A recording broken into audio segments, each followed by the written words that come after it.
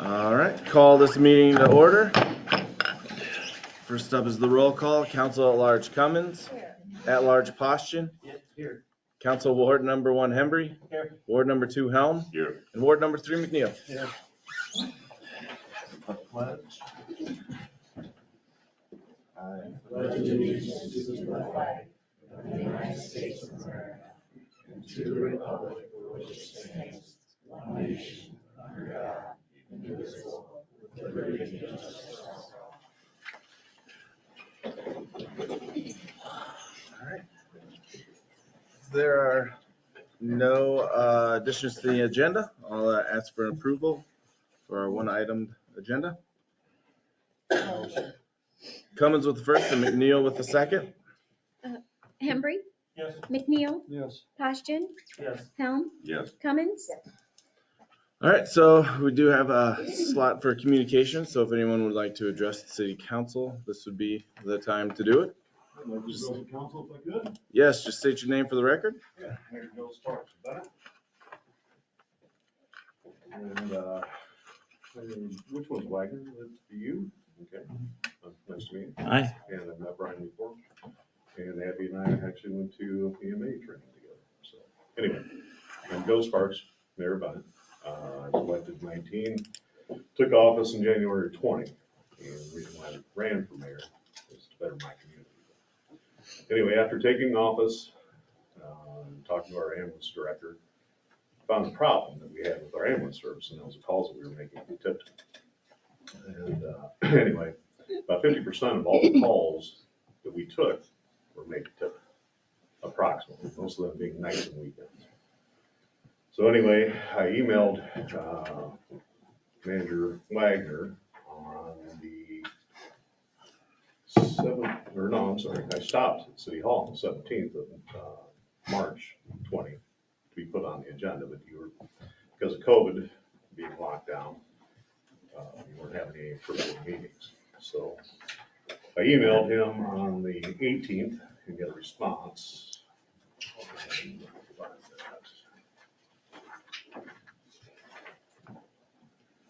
Anyway, I sent an email to the Tipton General email. It was forwarded to Manager Wagner, and he sent me, says, hi, hi Mayor, I'm emailing concerning your request. And I said, well, I'll get straight to the point.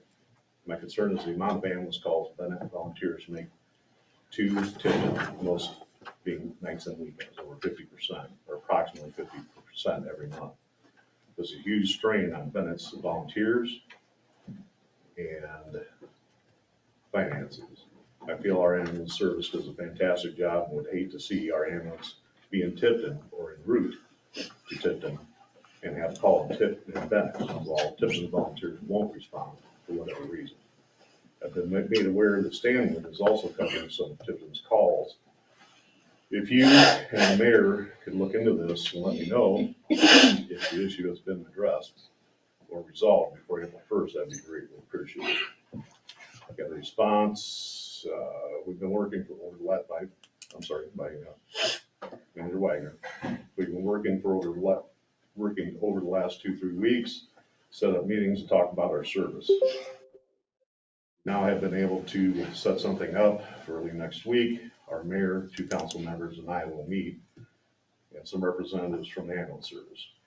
But that will be after the March 23rd council meeting. Do you still want to go ahead with your request to speak with council? It would be electronically, or do you want to see if we can make some progress initially? And I responded, I don't need to speak with the council. If the issue is going to be addressed, just keep me informed on progress. I'd appreciate it.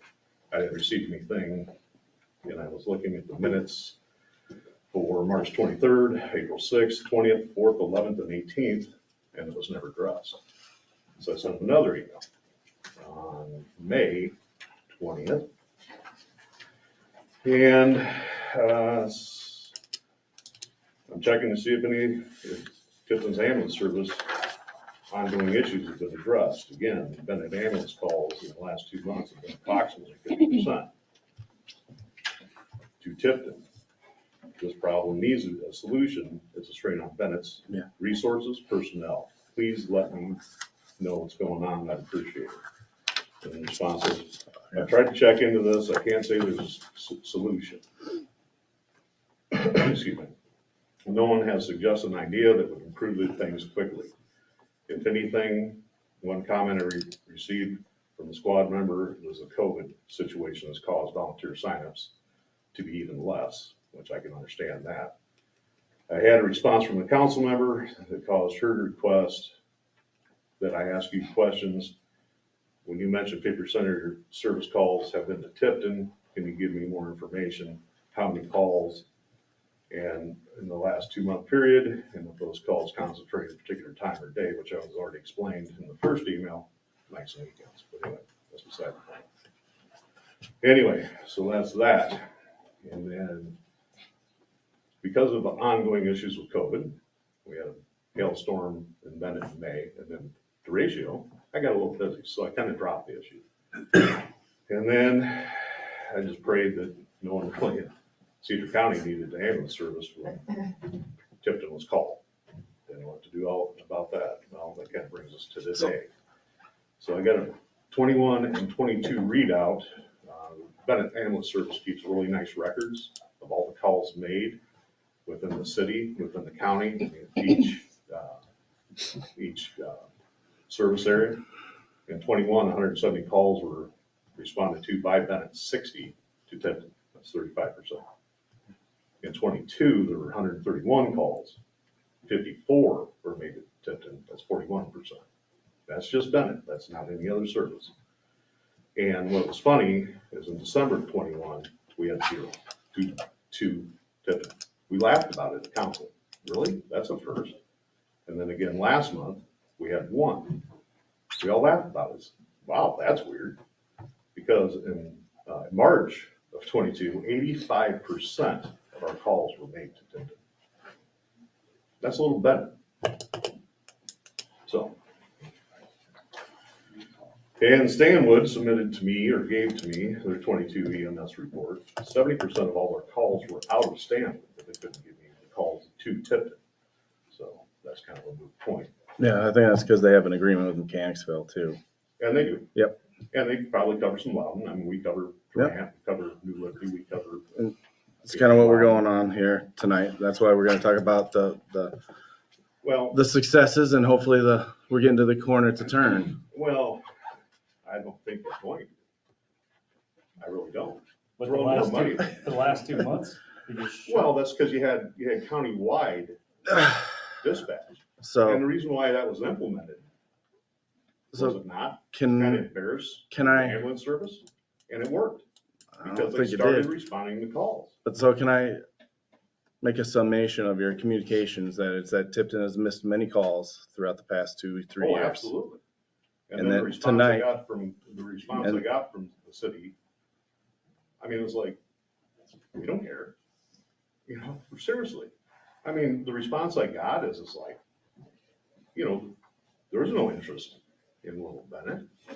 You guys could care less that our volunteers are up here all the time. I mean, what Brian submitted me, we'll look into it, and nothing ever happened. That's 2 years ago.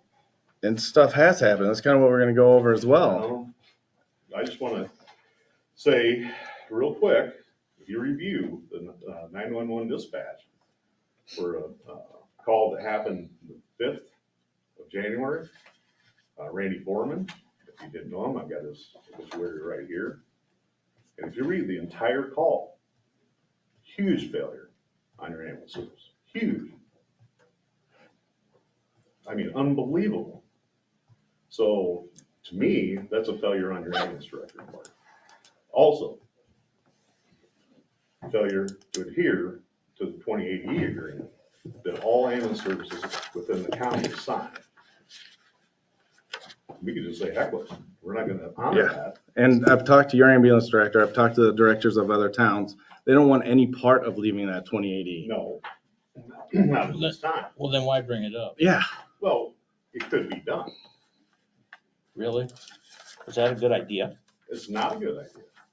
But it's also not a good idea for the Tipton City Council and the city of Tipton to have an ambulance that is not servicing their service area and the county as a Would- whole. Which is why under the city business number 1, we're gonna look at those options that we have looked at before and that we are currently implementing to make sure we fill those holes. And hopefully, with the guidance of the council, even more holes can be filled and we don't have to worry as much about Tipton. Well, get it done. Thank you. Does that 28E agreement, does that include the fire department? No. Okay. Nope. All right. Anyone else like to address the city council? Yep. Jody Freed, I'm your emergency manager for Cedar County. In case the council does not know, I just wanted to bring it to everyone's attention that Cedar County did contract with MCM Consulting back in November to do a countywide EMS study to look at the problems with EMS services. We are expecting the results of that study within the next 30 days back to the Board of Supervisors. So just want to let you know, any decisions you might make, that report is coming. There's an option with that new EMS bill that something can go on the ballot to impose a countywide levy, if you will, depending on the results of that survey and what the board decides to do. But I did want to let you know that study should be here in 30 days. Yay. Cool. Thank you. Thank you, Jody. Anyone else? Yeah. So I live just right outside of Tipton. Who are you? I'm sorry, my name is Mindy Williams. Can everybody hear me? Yep. Good. So I live right outside of Tipton, but I work in Bennett at the library. And I'm so frustrated because, so Bennett went, you can correct me, but are we 376 now? What's the population? 342. Oh, 342. So how is it that we are able in Bennett to have volunteers, but Tipton doesn't with their population? And so that would be, I'm not sure if I want to be at home or at work if I have something happen, because I hope I'm not in Bennett and they're on a Tipton call. I mean, I'm just frustrated. Mhm. So, but I don't understand. I don't understand with the population differences, can anybody? Yes, If you can tell me how to get people to volunteer. and I'm I'm sorry, all but I don't, ears. who are you? I'm Jason Poston, Oh. council at large. Okay, I'm on fire and ambulance. Fire department is lacking. I've talked to other surrounding communities. They're lacking volunteers. You see it everywhere. Everybody's lacking volunteers. well, I don't know, because I'm not an ambulance volunteer, so I don't know, but Bennett has lots of them. How many do you guys have volunteer? Right off the top of my head, I couldn't tell you. I can't tell you. Okay. Okay, so I'll say at least 8 Okay. for that size town. What do we have, Brad? 32. Okay. So how is it that works then? I just don't. I can't tell you either, but I know it's lacking on fire, it's lacking on ambulance, it's everywhere in the community, it's everywhere in the county. We're gonna have to figure it out. Yeah. So I hope it gets figured out. Yeah, And, I and that's think why we're here. I think all runs, we have figured it out. But Or we've started to. Yeah, well, I'm sorry, we have not figured it out Yeah. for good, but we have started to. We have been trying. That's December, and if you wanted us to come back every time there were a lot of Tipton calls, you'd get really tired of seeing us. But, I Totally. mean, I'm from Tipton, so to me, like, how are those tax dollars working if we've got 32 Mhm. people? And I don't understand how that is working and where the tax dollars are going with the ambulance department. So that's That'll be it. in here too. Okay. You can't get people to work for a living, let alone volunteer. That's the problem we're having. So, all right. Would anyone else like to address the council? All right, seeing if there are none, I'll close that portion of the meeting. We'll move on to the city business, which we only have one tonight, and that's the discussion of possible action concerning the methods or options to increase the ambulance coverage. I would like to start off just by extending. Hello? Where'd you go? want to speak? I'm sorry.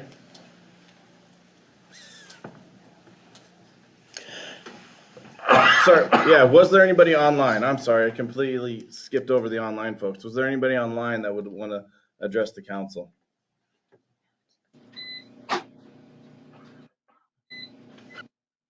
That's like a microwave. Oh, Uh, God damn it. Okay. Probably want to mute that. There you go. So, all right. So, with frustrations in technology all the way around, I would like to extend our community's deepest gratitude and thanks to the other volunteers and the other ambulance services. I think there's a couple of other service directors in the audience tonight, because without their volunteers, we would be so much worse off. And I think that the council does recognize that there is burnout because of the Tipton ambulance, but those volunteers are also feeling that same burnout. And without their help to get us through this part, we wouldn't really be able to get to having these discussions. And without those volunteers, our service is nothing. So with that being said, tonight, I think we're trying to determine and hopefully make sure that we are making that corner to having a more covered service here. So with that being said, I would like Brad Ratliff to go over a couple of things, right? Is that what I said? Yeah. I'm just gonna sit here. All right. That's cool. I think you guys have all seen my outline, but sent down and put interested time to stay on task. Okay. I'm just You're gonna have to. Yeah. You will have to project though. So we do have an outline which will be available after the meeting for anyone who wanted it. But the first part tonight was going to be the discussion about the problem, which Bennett Mayor Joe Sparks was able to aptly describe that we have had a lack of coverage in our monthly calendars. Through the last 4 years, our call volume has increased exponentially. Mr. Ratliff, can you? In 2019, I ran the numbers for 2019 through 2022 quickly. And according to our records, we show in 2019, we had calls of 645. 2020 during the pandemic, we went down to 544, which seemed to be fairly consistent across the board, across the nation for a lower call volume, higher yield of acuity. 2021 is 648, and then 2022 just shy of 750, so about a 16% increase. Pre-COVID, we were looking at growth of 2.25%, and then it just kind of took off. But from my understanding, from most agencies that I talk with on the region, a lot of places are seeing a lot higher call volume too, and they don't see anything slowing down either. We have a very limited sample size, obviously, for this current calendar year, 2023. We're anticipating about 716 right now. All right, thank you. And then, it is kind of the terrible elephant in the room is the pandemic that happened a couple of years ago.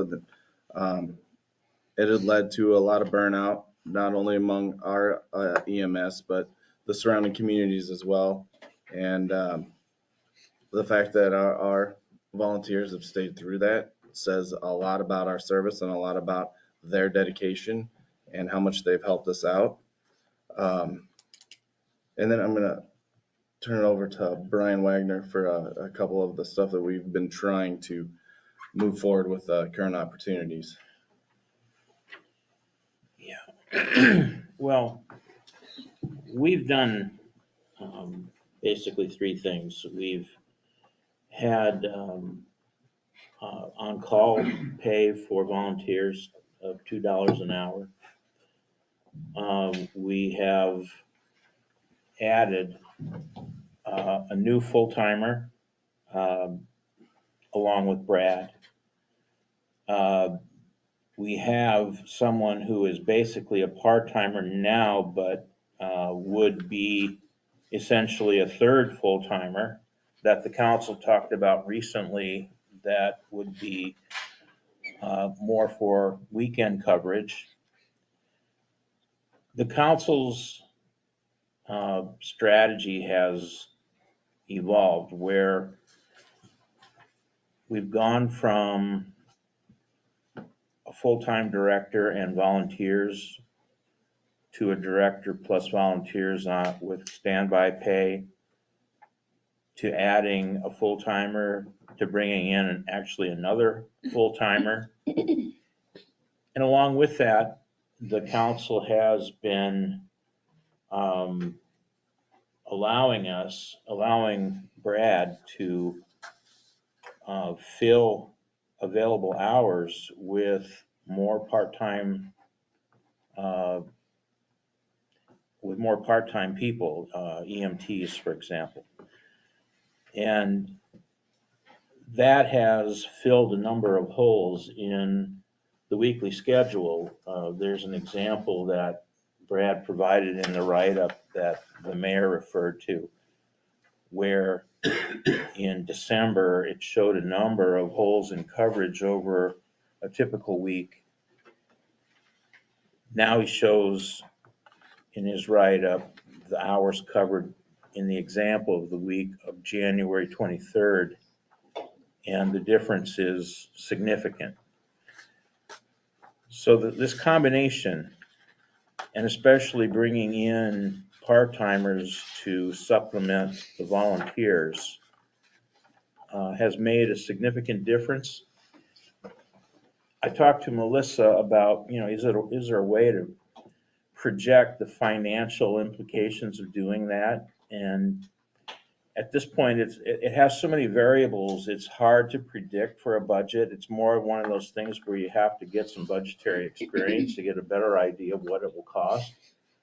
But in the meantime, we're following what seems to be the council's current point of view, and that is, if it's a question of coverage, that's the point of emphasis that the council wants us to pursue.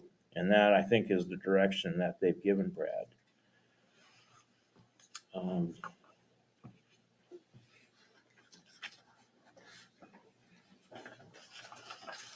I believe that was the area that I was going to cover. Yep. If I may. Yeah, definitely. In this write-up, you'll see the current week right now and how much better our coverage has been. I think that there needs to be some pretty strong emphasis on this, and I don't think that that's anybody's intention today when they're talking about volunteers and the lack of participation. But the reason why we've been so successful this month, we've just been doing such a great job at taking our calls in general. It's because we've had just such a good, dedicated core group of people.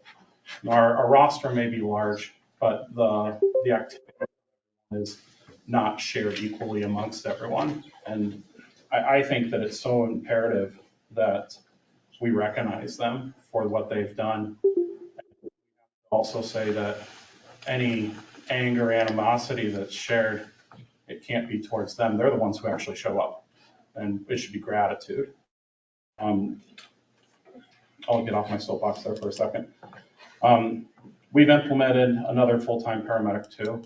You guys all know him, Eric, and he's taken our expectation of, I need you to show up, cover calls, and do administrative tasks, to that and building a better team. I've never seen people doing so well and working together so well. He has clearly excelled at things that we haven't done so well at, and I personally haven't done things at, and I want to make sure that that's known, how great of a person he's been for our community. And we've also began injecting new blood into the system. More of that comes up later on.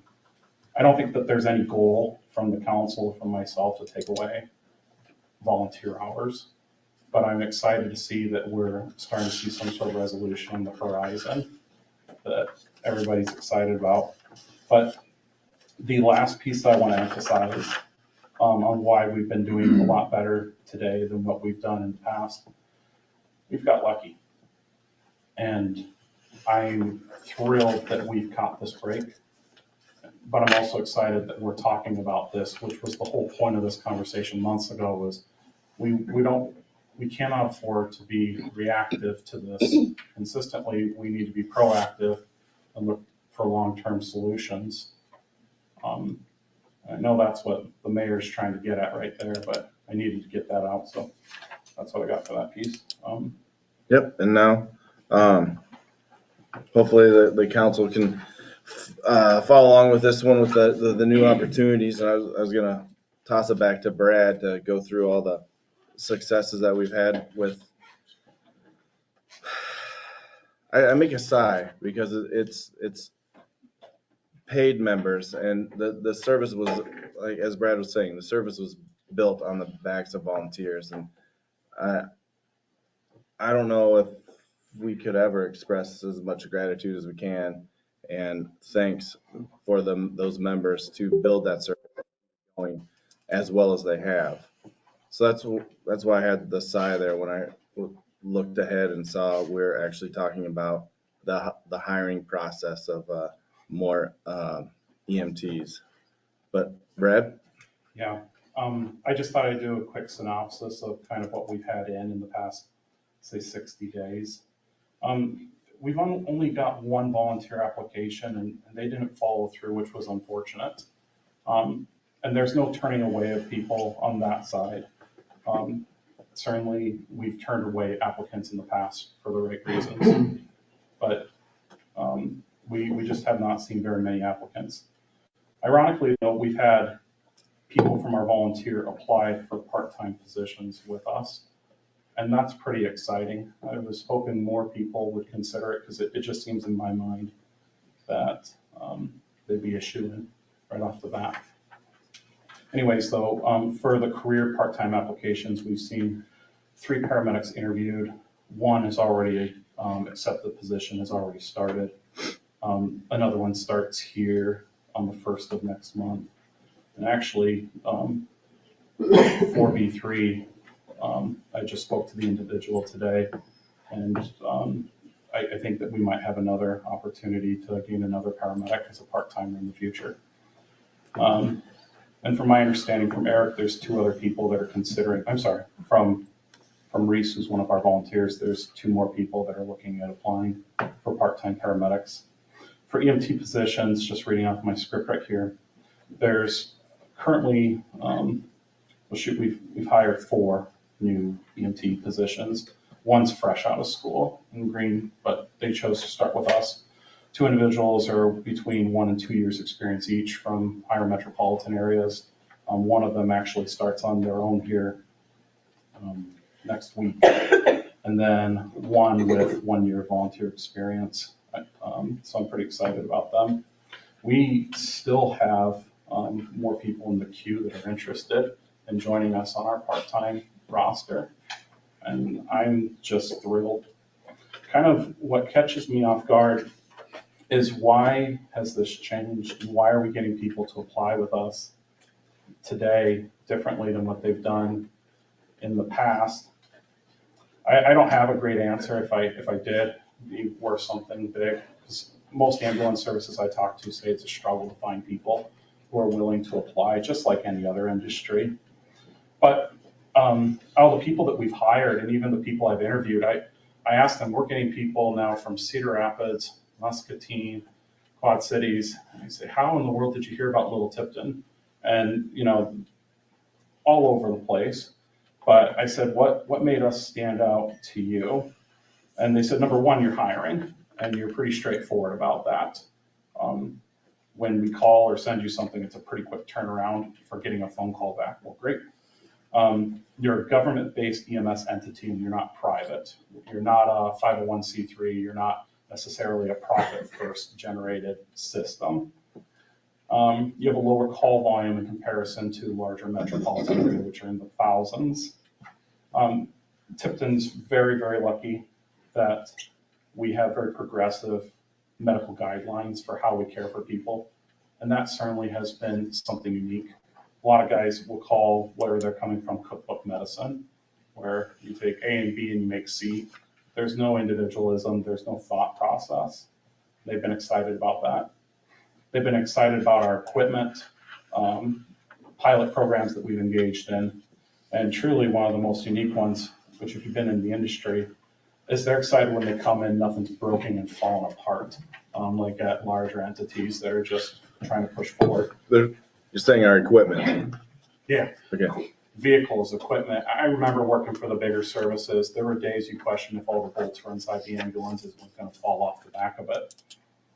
They talk about there being less of a political climate because of being a smaller entity, and truthfully, getting the opportunity to learn and grow with this. I think as a side note, I think every person has something to give to us and that we have to learn from them. And it's, for a lot of these guys that work bigger systems, they're used to just being a number. Show up, work your tail off. We need an extra 18 hours of OT from you this week, and then go back home and come back tomorrow. They talk about fair pay. Some of the guys will talk about this being, $1 or $2 an hour raise compared to the industry that they're in right now, another EMS entity. And other guys will say that it's a little bit lower, but the stress is so much less. And then they talk about the shift commitments. And it's kind of interesting, you go across the board and you look up who's hiring right now. And if you apply to be a part-timer, you have to commit to, I'm going to volunteer. A lot of these volunteer. I'm going to sign up for my availability of shifts as a part-timer for 2 or 3 times a week. And to me, that sounds like a full-time gig right there. And then the entity gets to pick it. And, our goal is, look, we're trying to fill holes right here. So if we can get 1 to 3 shifts a month out of you, that'd be just a phenomenal. And they're excited about that. There's a long ways to go because of it, but I think it's been progressive. So kind of filling in, you guys have it in front of you. We just took a week out of December 22, and we saw all that week. We had 170 hours of open man hours. Now, if we fast forward to this week specifically, and I need to emphasize this is not just because of paid people. This is also heavily to do with volunteers being there. We've now gone from 170 hours of open hours to 30 hours of open hours. Let me just make sure. Open hours is uncovered hours, correct? Yes, I'm Okay. sorry. So we've gone to 30 hours of uncovered hours. And that's 30 too many, but it's also a dramatic reduction. I'm concerned because I think that the sample size of less than 1 month is too small to really show that our progress is perfect. But I think that at minimum, we're doing better today than what we were yesterday. I'm just flipping my page. I'm really excited in that, and that's in the essence that we're seeing better coverage for our community, and recognizing that, again, kind of where the Bennett mayor was saying, and also our mayor, there's been a lot of communities that have put forth effort and time to our community. And I think that we need to recognize their contribution. And I hope they see this as positive steps forward towards resolving this, or at least minimum in my mind, mitigating a great deal of it. I'm sorry, I just fell off script for a second. I think when we look at our part-time employees, I also want to caution people and think, you just got these, why are things not fixed yet? And it takes time to spin somebody up to make sure that they're comfortable in this new environment, that they have the tools and the knowledge to do their job. And most importantly, we have to validate that they're safe to care for patients. As I always tell the new guys, my job is to make sure you feel comfortable with patients and they feel comfortable with you. My job is to protect the city from liability, but most importantly, my job is to help protect the patient. And we don't just throw people into the mix for convenience of saying we filled a hole. We have to do it safely. There's a lot of tools that we offer here, and I'm excited that we're moving forward, but it takes time. Again, though, it seems like, especially a couple of these newer guys, that, since we're talking about paid people specifically in this paragraph, a couple of them have come in and 3 shifts in. It seems like, what more can I teach you other than how to log into our software and make sure you're doing well? So I'm anxious and excited about what will come around with the Horizon and how they can help support our team. Then the near horizon. All right. So This is where you guys come in, council, with some guidance, hopefully. okay. I think that this is the piece right here. I visited with Brian and Melissa one day, and I expressed my fear to both of them and individually to them. We've added a lot more moving parts, a lot more part-timers, a lot more expenditures to our department. And I think that we're seeing a benefit to it, but we're also seeing a risk. So there are some things on the horizon that I have concerns about if we maintain this. And it's just responsible to bring it up to you guys. With more paid people, we're going to see an increase in expenditures. Staffing hours, overtime, uniforms, supplies. If we continue to do well, we're going to see those prices go up. I was just telling the mayor, I've bought more shirts this past couple of months, it feels like, than I had in previous months. But what's unique about them is they're all going on new people's backs, if you will. And I think that I'm going to leave my opinion out of it. So that's one thing. Another thing is really more of a observation. And it was kind of spoken about in the beginning, but Tipton, I sat down one day with Keith Whitlatch and asked him for a history lesson. And Keith told me and confirmed Tipton's the oldest ambulance service in Cedar County. And it started with volunteers, and it's been volunteer driven for years. And we still have that identity. We have seen over time that there's been shifts in EMS here and around us. And I think that we have to make this recognition that we are now moving towards a hybrid entity where we're doing combos of volunteer and career people. I'm excited, though, that we're taking steps with that. But that's something to talk about right there. I'm sorry, just one second. The next thing that I'm really hoping to get to, and I think everybody's hoping to hear, is with these changes, as we move forward, are we meeting the needs of the community and the goals of the council? And I recognize I'm the ambulance director and that you, the council, are representing your constituents there. Are we meeting those goals or are we missing them? Overnight coverage. It seems like, well, I think another thing that's coming up is the more and more we staff people inside of our ambulance building, the more we're going to start seeing guys saying, hey, where do I sleep? Where do I lay down? If you come into the office, Ron, Jason, Brian's, Tim, I think have been there. There's 2 offices and an open area, and as one of our overnight paramedics will say, Corey, it's just me and the mice some nights on my blow-up bed. Is there ever going to be a day that I can have a little bit of privacy so when you come in the morning and start working that you don't wake me up and blind me? But I think those things are coming on. And what type of limitations do you, the council, have for this opportunity that we have? You okay with that? Mm-hmm. Okay. I think, you can say it, ask it in different ways, but I think what Brad is asking is just council think he's on the right track. Is the council supportive of continuing down that track? Understanding that we probably won't get a good idea of cost implications until we've had experience. Because again, like I mentioned, Melissa and I talked about it, there's so many variables between full-time, part-time, volunteer. It's hard to say, well, this is what a budget will be, and then, and you could be right, but you could be, wrong. It's just, so it's just a matter of council think we're heading in the right direction, and do you want to continue with it?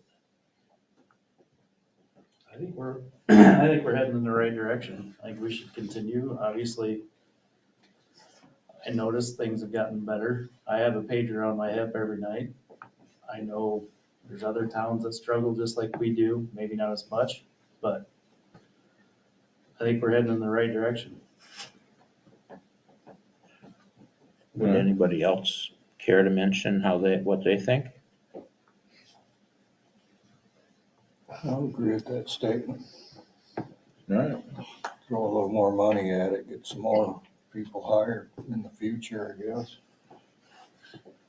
Hey, could I ask,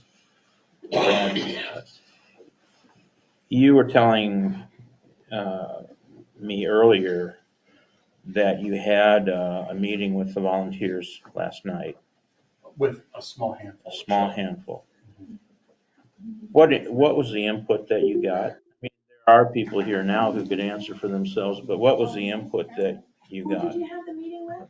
We did CPR training last night, and it came up, Who was there? Jim, Chris, Josh, Kevin, myself, really small. 32 people. We spoke about the news that came up and how this has been ongoing. And I think what I heard was that, number one, it's certainly taken our volunteers and our team's attention. And some of them, they're saying, why us? Others are saying, yeah, we need to get the problem done. They want to see things improve. They were very supportive of, last night the guys were supportive of me. They were supportive of the steps we've taken. Everyone there was excited about how much better we were doing compared to previous. And all of us were acknowledging that we need to continue doing better. This is not perfect. And we need to make actions now so that we don't fall behind. They also brought up, there's a lot of great things that Tipton is doing that we fail to celebrate as a community. Some of the guys that were there were talking about how people will just come up to them and start bashing on the ambulance service. Or one guy was saying that another family member from another area of the county was telling him how bad of a service it was and how he felt sorry for him being on the team. And he said, my paraphrasing, trying to recall what he said, was something to the lines of, he doesn't even know what it's like to be here and yet they're judging us. And he had described he had just such a great experience with our team.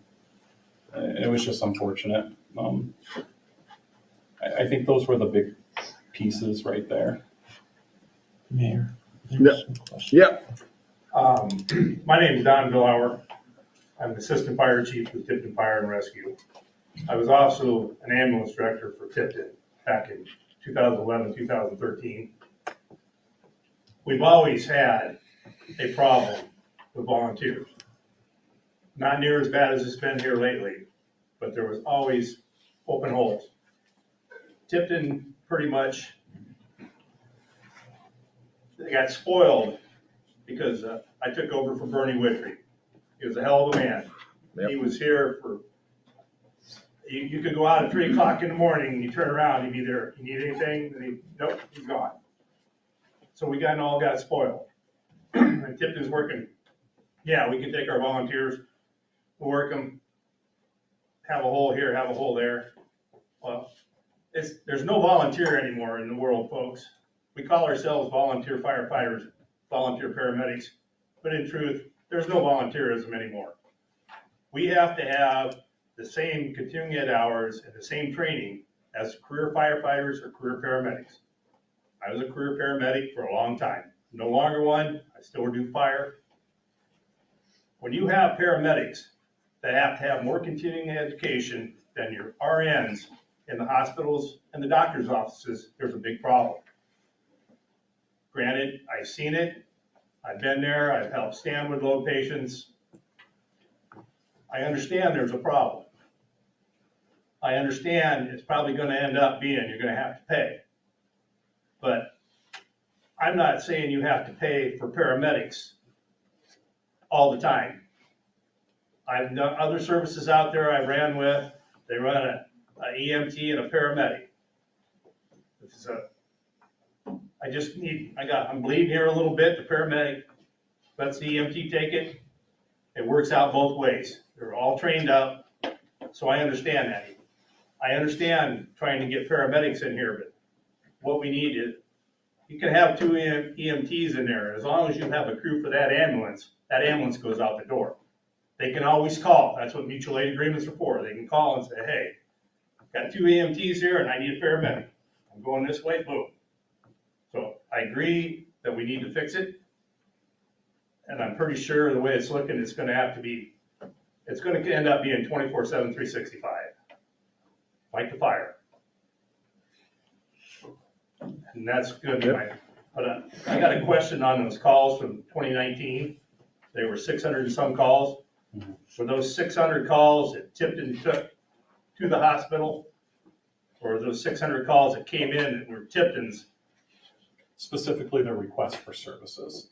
I didn't dive farther into the number. All right, so there's 650 requests for services in 2019, and say Bennett takes 85, so we're cutting off. So, What? I mean, when when I was the director, we were running 350, 400 calls a year. Granted, they're up a whole lot. I'm getting older, everybody else is getting older. I mean, we ran a lot of calls. Mhm. We had a lot of holes. A lot of times I was sitting there and anybody that could come in and drive, that's fine. You drive me, we're good, we're gone. But there was a lot of holes back then there. It continues to be that way. There's volunteers are not volunteering like they used to. Yeah. Just to clear, on the part-timers and Eric and the incoming full-timer, paramedic or EMT? Eric's critical care paramedic. Connor's an EMT. Okay. And the others that you're talking to? I mean, generally? All right, just give you answers. You have one more coming on, right? Yeah, so Right. I just have to think out loud, go down my list so I can answer it. The paramedic that we just hired is a critical care paramedic. In the next month, we're adding a paramedic from internally, and they're actually going back to school to get their critical care paramedic. The gentleman that I spoke to today is a paramedic from a fire organization. And then 4 EMT positions that have been hired are truly EMTs. One of them is actually in school right now to become the gentleman that's actually heading towards that full-time position that we spoke about before. So are you looking for anything in particular, or are you taking them as they come? Oh, gosh, yeah. You can't turn away good talent, in my opinion. You know, if we were in a perfect world, we would say, let's have, the best coverage, best trained everything. But gosh almighty, our EMTs do such a great job. Can I interrupt you for just a second? Kind of dovetailing on what Mr. Billhauer said. When Sorry. I was elected to this position now a little while ago, I just thought ambulance guys were ambulance guys. They are not. There are levels to it. Can you succinctly give us what those are? Yeah, and this isn't picking on any level provider. By the Iowa administrative rule, an ambulance has to operate with a minimum of a person trained with CPR to drive. And then they have to have at minimum level of care, has to be an emergency medical technician level. That position or their scope of practice really focuses on monitoring patients and ensuring that life-sustaining measures are capable of being taken and administered to a patient. Things like ventilating patients, providing positive airway pressure, CPR, stopping the bleed, those things we know save lives all the way through. And then the next level? Advanced EMT, they're qualified for about 80% of the med calls. I'm gonna bring up the big piece in the room that's the scary thing. We have a critical care paramedic level service. Tipton has a higher level service and we have a higher expense. One of the things that I found here, and our medical director and I sat down and spoke about, was Tipton is in a county, one of, I want to say only 10 that doesn't have a hospital. In 30 to 50 minutes that we spend transporting patients, we have to be able to turn them around and make differences. They either do very well for us, or they can have, some sort of an injury or an illness that can kill them. So we've implemented a number of advanced medical techniques to truly furnish care. My goal when we see those critical patients at the critical care level is we're starting heavy cardiac medications to increase their blood pressures. We use ventilators out in the field that have taken our patients that are in terrible respiratory distress. And by the time they're coming to the hospital, we're talking about removing them from the ventilators altogether. We're saving lives. It is a huge deal right there. And we're very fortunate to have that care available to us. So that kind of talks about Don's more education needed than even the RNs. I just listening to all the people he's hired, and I don't know, I haven't been to a meeting for the ambulance since 2013. So I understand his job. I've talked to Brad a lot.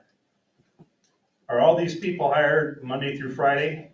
No. Are they hired for the weekends and nights? Because I get my butt out of bed at 1 o'clock in the morning when the page goes off. I'm just wondering if somebody's gonna show up if we need an ambulance, because I've been on scene for where we need an ambulance, and we haven't had one for a while. Yeah. The last one was hired specifically with the goal of filling the Sunday day. And 2 nights. Yeah, and 2 night holes that we have consistently that Brad has found through. With what you got coming on board, how is it gonna cover all this open areas here? That's kind of where the guesstimate is, because we're still working that out. I know that the gentleman we were just talking about that we hired on with the full-time expectation, it was clearly, we were hiring you for Sunday, 6A to 6P. And then I want to say it was Wednesday, Thursday, Tuesday, Wednesday, one of those 2 nights for overnight 6P to 6A coverage, to really hit that on the spot. And they're excited. They actually want to be on nights all the time. Right. Brian Wagner said there's a question over here too, I think behind Don. Yeah. So I'm a volunteer for Tipton. I specifically volunteered for the town. And for the people. I didn't do it for the glory or any of that. My fear is we are hiring paramedics, and that's great. But I mean, anybody can go out there and read the documentation. It's a proven fact. EMTs save more lives than paramedics do. My fear would keep getting in more critical care paramedics. That call is a lot more expensive than a call from an EMT. And I have a conflict with that, because I don't think we need to be gouging our community. The people that we are hiring, unfortunately, and I might be wrong on this, but I'm gonna say 95% of them are all out-of-town people. There've been made comments, the reason they're coming here is because we have toys to play with. That's my fear. They're not here for the people. And that's what our service should be about. And I know I've not talked to Brad about that's a concern that I have heard from these people. Now, as a volunteer, where did all our volunteers go? Where did they all go? Why did they leave us? That's something we need to figure out. Where did they go and why did they leave us? There's been 3 of us, basically, maybe about 4. Well, I know 3 of us for sure. We're giving, as a volunteer, over 100 hours a month of our volunteer time. We all have full-time jobs. So what's happening? Why is this happening that we can't keep our volunteers? Now, our volunteers, we're getting paid $2 an hour. All these new people that are coming in, $2 an hour, plus if we deliver a patient, 50. If we go to someone's house and they refuse, that's $25, okay? But then when I find out that all our new part-timers that only have to give, a few shifts a month are getting paid anywhere from 16 to 20 some dollars an hour, that made me not even want to come and volunteer anymore. And I give a lot of hours because I want to, and I love doing it. So what's happening? I think that's what we need to be looking at more. Okay, thank you. I want to also say that he made the comment, a lot of them are being paid. If you look at our schedule for this week, it's all volunteers except for one paid person for the nights. So where's all the paid people at? Well, you said one starts next month. We got 32 people on our 32. roster, and how many of us are EMTs compared to paid, I guess? I mean, that's something to just look at, I'm just gonna say it because I know everyone's thinking it. Our problem is the director. Absolutely. Thank you. If these people are going to be coming from Muscatine and Danville working home service, do we have to wait till they get here to go on our call? No, they're sitting at the office waiting. So then do they get, so a They get part-time paid worker- for sitting there. Yeah, that's what Yeah. I'm, Yes. so if they're to work 8 to, Something. yeah, they're gonna be paid by the hour, and if they go out, do they get more? No. No. They're getting their hourly, okay, I wasn't sure. Yeah, they're just an Yep. employee that shows up to do the job that we've asked them to do.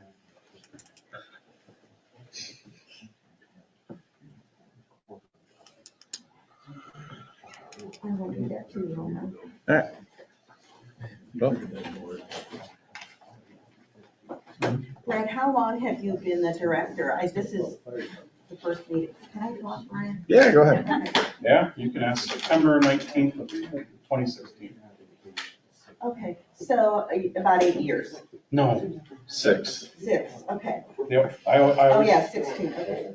I always tell people, I started on a Sunday technically. On Wednesday, my wife went into labor.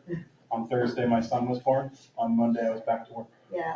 Yeah, and it's been a ride all the way through. But I'm excited about progress all the way through. It sounds like there is a lot of progress Oh, yeah. made, and I'm happy about that. I'm frustrated. But I'm hoping that there are good changes coming, but now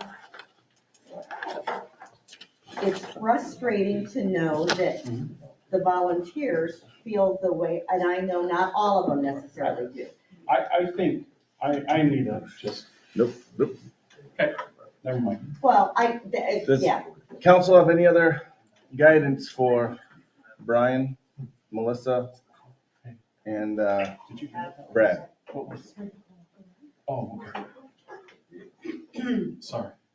So, There's a call. are you still kind of all in agreement with Jason's suggestion to keep moving forward, and Mike kind of agreed, and so did Tim? Is there anything else we can do for the volunteers? I actually had, Go To get a little more recognition for the volunteers, thank you. one of the things that's been brought up is can we consider increasing their hourly calls from $2 to $3, $4 an hour? We didn't see a huge influx of people volunteering with that, but what we received, all the time was we appreciate the extra that the city's giving to us. It helps validate the time that we're spending volunteering for this. It's helping, pay for gas that's so expensive. And I think it's something we should consider moving forward. Abby, before you say something, Roger from West Branch. Roger, Mayor of West Branch, we're paying our volunteers like $25 or $30 to be on call. And how do you do with that? That's just a flat What, rate do you mean per hour or per, No. per Per shift? per shift. Yeah, to be on call. We Okay. get guys weren't showing up in the middle of the night, so. So they get per call, like $25, $30? Then they get their per call Fine. pay, which is $15 $12, I'm not sure what it is, if they show up. Huh? We're not an ambulance service, we're a first responder. Thanks. Thanks, Roger. Abby? Yeah. Take a breath. Boy. I don't know. Are we, so what is the difference in pay for the people that we are hiring?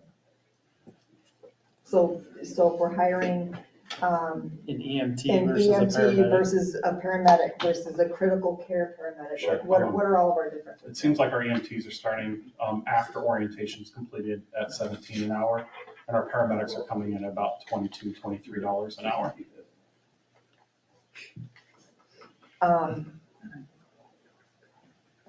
Who's applying? EMTs, paramedics, all of the above? All the above. We haven't got an advanced EMT application, but that's the lowest quantity on the market. But paramedics 3, EMTs 4. So almost a 50-50 split.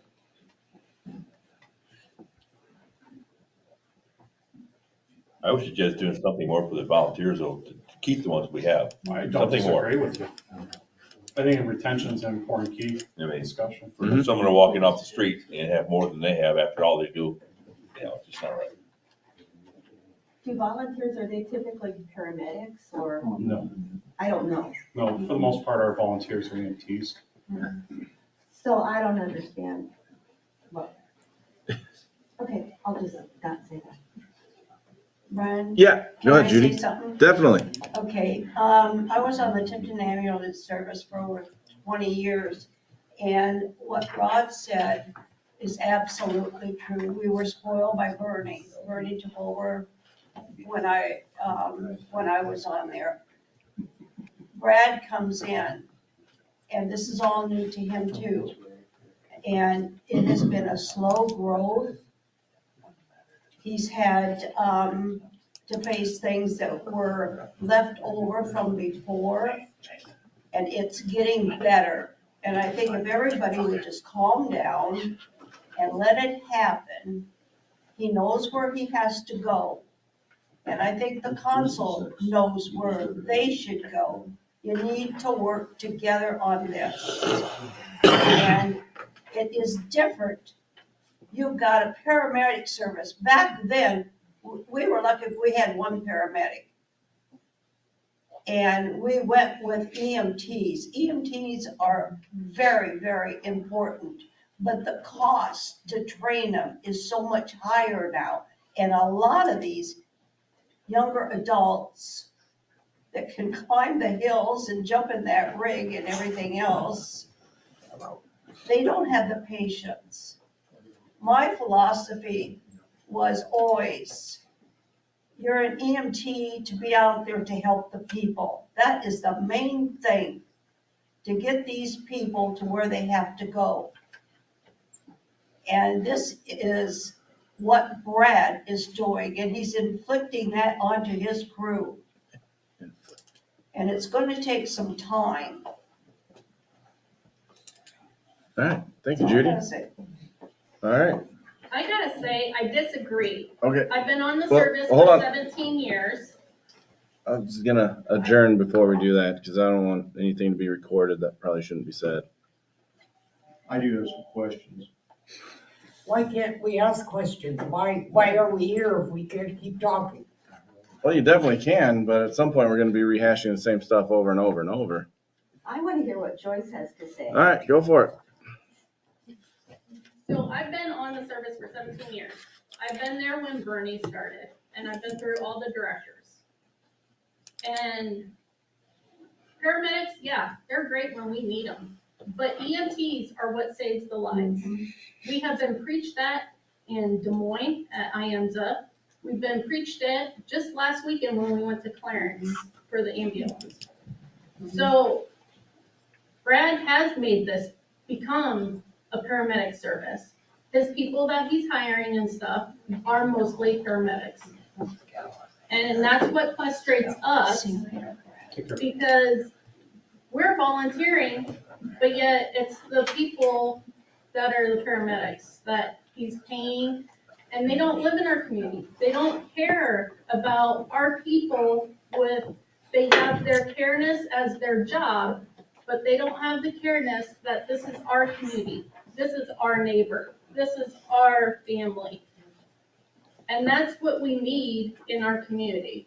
As being on a paramedic or on a ambulance service, you've got to have that careness, because you know what? I'll see that person in church, or I'll see that person in the grocery store. And the careness is what makes our Tipton community special. And it goes back down to leadership, and it gets frustrating when things aren't done the way it should be done. Warren? Just a series of questions, and I don't really expect much of an answer, but why, when the two people, the Bennett mayor and the young lady over here, said things that are not what you want to hear, there was no follow-up questions? He actually interfered with what the mayor from Bennett said and argued with him. When the 2080 agreement was brought up, and I know for a fact there are 2 ambulance services that have talked about getting out of that, your administrator sort of down-talked to him and said, well, that just wouldn't be a very good idea. Yeah, that's true, it wouldn't be a good idea, but what incentive do they have to stay in it? The purpose of the 2080 agreement is so that everybody gets coverage. Warren, I'm not done. When everybody You're has the to come mayor. here and not go up there, what incentive do they have to maintain that 2080 agreement? And why? The only reason things are getting better is because I started causing problems and forcing people to tell us when you don't have somebody on call. And then immediately after that, there's an issue where they don't have coverage at 6 o'clock, 6:10, we get a call where we need help, and the director is sitting in West Branch. When I don't have somebody covering, either Bode, Kevin, or I cover the hours. Why were these people just pushed off to the side when they made their points and no follow-up questions asked? I'm done, thank you. All right, well, I only know my answer to one of those. I've talked to 3 ambulance directors, and they had no intention of getting out of the 2080. They didn't know why that was being talked about. It had not been talked about with them. So that's what I got from them. Are you saying that I'm lying? I'm saying I talked to the Mechanicsville EMS, Stanwood EMS, and the Bennett EMS. None of them had, this is what they told me. It may be different than what they told you, but they told me that they had not discussed. 2 council meetings were I don't think discussed. that's right. I can only speak for Bennett, and I believe you, Art Brian. told me that he does not want to do that. Lonnie said the same He thing. doesn't want to do it. He's just Those were, very frustrated. that is what they told me. I mean, I don't know. I'm sure they care about people. Our local Bennett, Stanwood, they care about people. So they're going to come, and they're not going to get out of that agreement, probably because they care so much about county residents is what I think.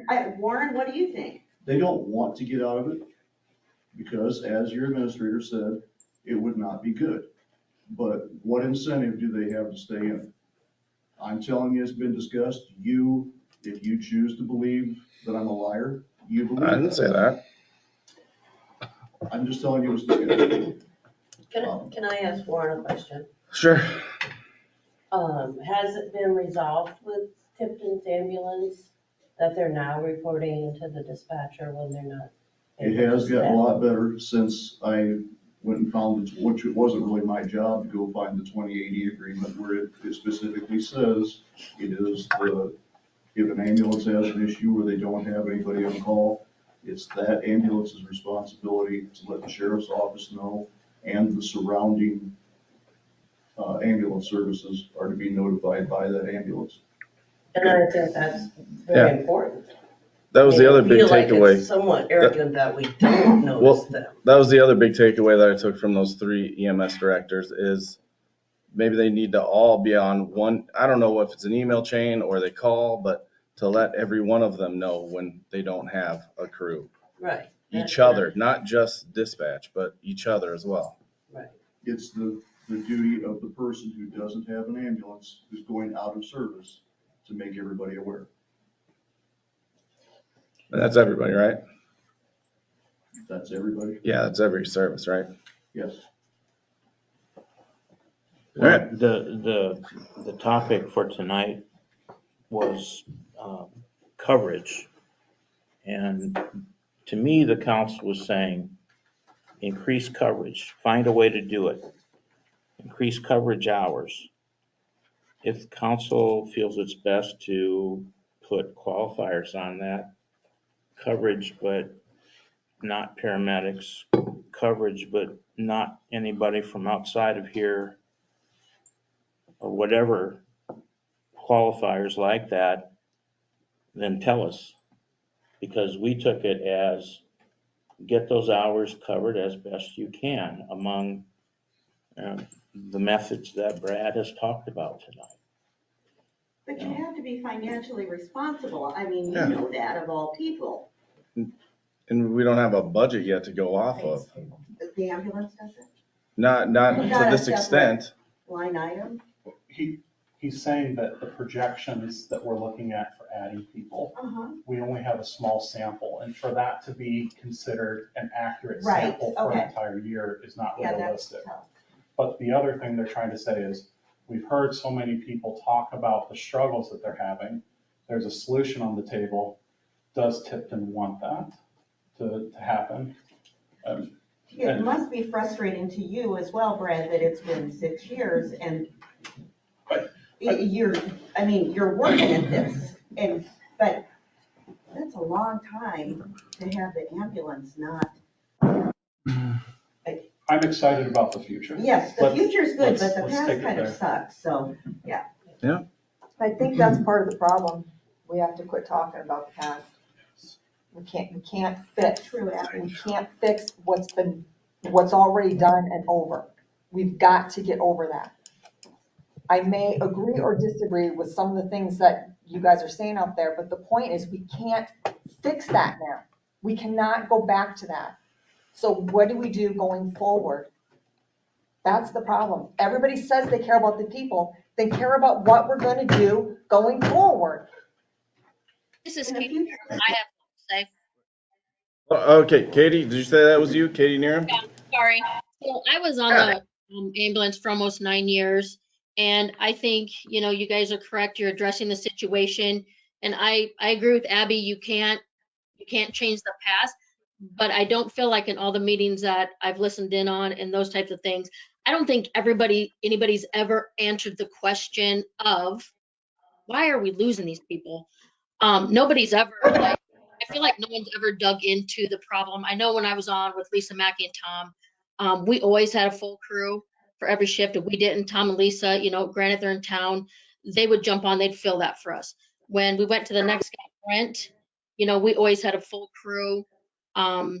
So I guess to me, I feel like the council's doing a good job, but I don't feel like anybody's answered the question, what changed? And I don't think that it's just people don't want to work. That wasn't the reason I quit, after being on for 9 years, because I can tell you the people in Tipton, when you show up to a call, they're, some of them are in their dire straits, and it is such a relief to them to see somebody they know, and you have that personal connection with them. And that was part of the reason I even joined. I just wanted to help the community. I do other things in the community. So I just feel like, to Abby's point, we can't change the past, but I guess we need to find out, or someone needs to answer the question, just why did it change? And I don't think it's lazy people. And I don't think, like other people have said, we volunteered not for the $50 to go do it, or because maybe you'll pay me $10 if we did it, because we really care about everybody. And so what's the denominator change that, I guess, is just my question. All right. Thank you, Katie. Brian? Thank you. Yes, ma'am. I feel like I'm hearing we're headed towards a paid service. And I think what I also am hearing tonight is that we need to figure out how many EMTs and paramedics and how many we need and how much we're gonna pay them and come up with a budget for that. Right. Definitely. Yeah. So, You can do something to retain the volunteers. Yes. And also get some new volunteers, whether it be upping the pay or something that needs to be looked at and addressed. all right. Give another raise to him. Oh, I'm sorry. Something we haven't done for a little while now, it's been a couple of years, is we used to offer an EMT class.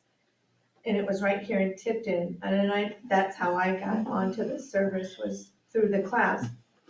And the city did pay for it, which was wonderful, but I also signed saying I would do it for 3 years for the city. Yep. You know, at that time, there was no pay whatsoever, so now to just get people, are we saying the only way we're gonna get people is now we have to pay them big dollars to come? Is that what the answer is? Is that what we're asking, or Brad's asking, is pay? Eventually, I mean, as Jason stated too, and I know Brad isn't part of the fire, but the fire station too is having issues too. It's not just Tipton EMS. But it sounded like the council was okay with continuing to fill those holes with, by any means necessary, whether it's volunteer, hopefully, or going to a paid staff. Maybe the council can look at, I know some of these ladies, I was on with them a lot of years. Your volunteer crew, the ones that've been there, like Joyce, pay them a little bit extra. I mean. That's what Brad was bringing up too. It's not so much to get $2 an more. hour on-call pay, $50, $25, bump it up. Give them some monetary incentive. Because continuing ed is not cheap. That's what Brad said too, but he didn't see a bump in brand new volunteers, but it retained the ones that we had. And those core ones, and Jim and Joyce, I'm not sure who all still there. But yeah, I can't do my job back then without them. Right. All right. Thank you, Mr. Velhauer. All right. I'm gonna just say, the money, it would be nice, and I would agree. We're volunteers, and it's extra time out of ours, but that's not why I do it. I do it for my community, and I do it because these are my people in our community. But it comes down to leadership, and I'm sorry, but I'm just gonna say it to everyone. The reason we lost all our volunteers and nobody wants to come is because of our director. We have lots of issues with him. There's a lot of problems going on, and nobody wants to listen to us. We've tried to talk about this in last meetings and stuff that we've had. And you guys sent them to leadership schooling in Vegas for a week or whatever it was. But I'm sorry, there's a lot more to that problem. Do volunteers get a chance to do annual evaluations? So in Bennett, I am evaluated by my staff and by others on an annual basis. So that's true isn't that true here? Seriously, we do it in Bennett. Okay, you might want to look into that. Possibly. Yeah. Thank you.